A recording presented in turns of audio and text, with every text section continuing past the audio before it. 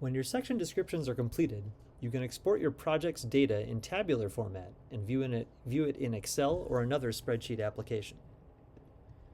To export, go to File, Export, Tabular Data.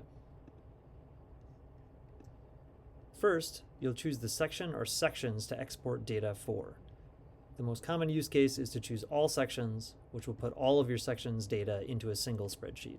But if you wanted to, you could export data just for a single section, or you could choose some subset of sections similar to diagrams. So I could use a multiple selection here to choose whatever sections I am interested in exporting tabular data for.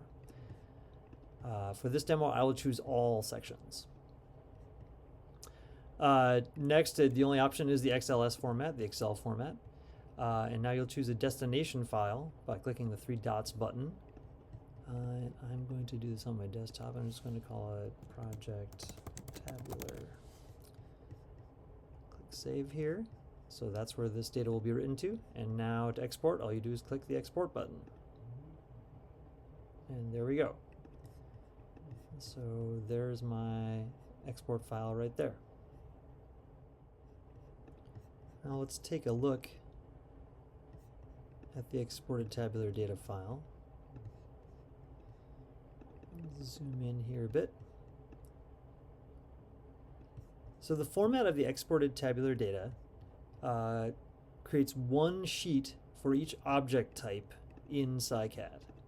And the first two, images and sections, will probably be of the least interest. These are internal objects largely that you're not describing explicitly, so beyond knowing the file name or the length of a section, these will not be terribly useful for most users. What is more interesting is the things you've actually described, which are unit intervals, lithology intervals, grain size, bedding, features, and if you have other columns, possibly there will be additional object types in here. We'll look at units to start here, but they're all fairly similar in their columns. Each object has a top and a base depth. It has the name you assigned it and any annotations or descriptions you gave it here. Section ID indicates the section that came from, the project section. So we have 4 units in our first section, we have 3 in our second section, we have 5 in our third section, and then you may recall there are 6 total sections in my project, but 3 of those are totally undescribed, so there's nothing here. Source section ID is only relevant for stratigraphic column export. We'll get into that in another tutorial. But let's just look at the other types here. Lithology is very similar to units. Again, there's going to be a top and a base.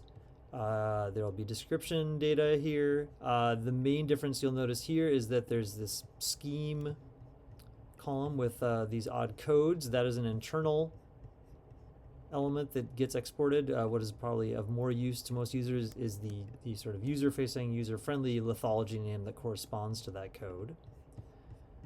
And again, there is the section from which that lithology came. So we have 5 in our first section, 4 in our second, and 5 in our third. And the rest of these are very similar. Again, grain size, the only difference really will be the grain size codes and grain size names. Same for bedding. Just have a bedding specific code and user-friendly bedding names. Features, again, very much the same. Top and a base, scheme code, whatever annotations or descriptions you added. Whoops. Oh, that's right. My extremely verbose annotation is getting the best of me there. But then there's the user-friendly feature name and the section where that feature was created.